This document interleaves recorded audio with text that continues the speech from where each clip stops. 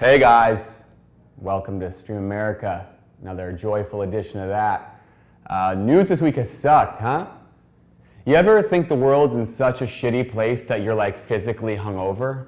Like I'm actually literally hungover right now, but you know what I mean? Like everything's so bad that you wake up and you're just like, God damn it. Well, allow me to pile on.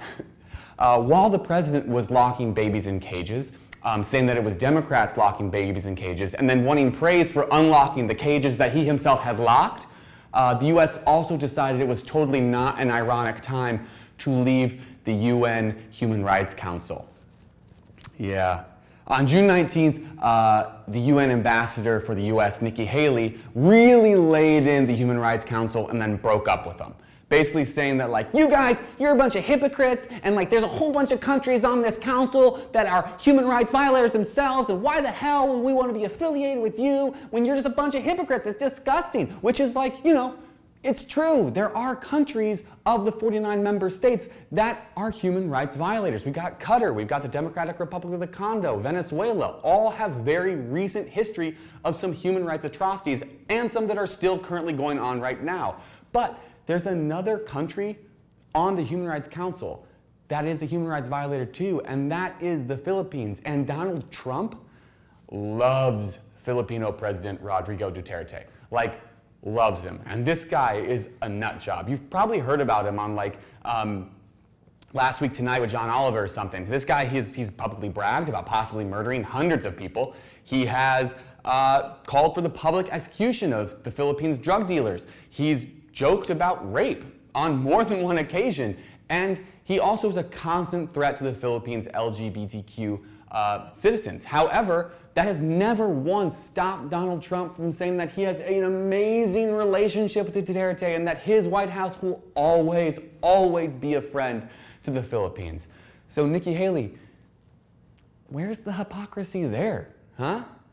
Now, she and Vice President Pence and a couple other Trump bro dogs have also cited that the UN has a severe anti-Israel bias, and that's another reason that they wanted to leave, citing specifically the UN Human Rights Council's condemnation of the U.S. moving the embassy from Tel Aviv to Jerusalem, and also saying that they were in strict opposition to the HRC performing an investigation into Israel as to whether or not they committed excessive force when all that violence broke out along the Gaza Strip in May.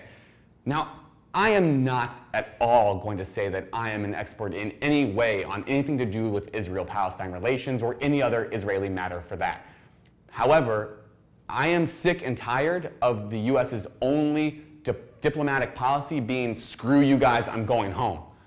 I am sick of us pulling out of everything when it comes to international relations. And weirdly enough, my sentiment has been echoed by the UK's own Donald Trump, Boris Johnson, who said in a real subtweet to us, to his address to the HRC, saying the only way to fix the problems with the HRC is from within.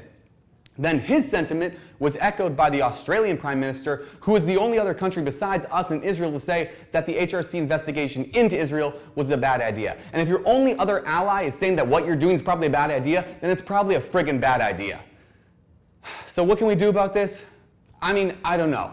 Like I've said, it's a problem that we're pulling out of everything that we've ever committed to. Donald Trump is only going to be around for another 2 years, 6 years if we're really fucking unlucky. And what happens after that, when we've broken every single promise and deal we've ever made to another country? My suggestion to you is to do what I always say to do. Get on the phones and tell them that you want the United States of America to be the diplomatic powerhouse that it always has been, that we need to have a seat at the table if we want to get past this time in our history with any sort of dignity left.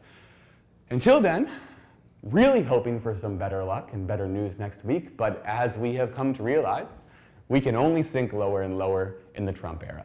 I'm Ross Van Dongen. Thanks so much for watching this uplifting episode of Stream America. You guys are beautiful, and we're going to get through this together. Love you.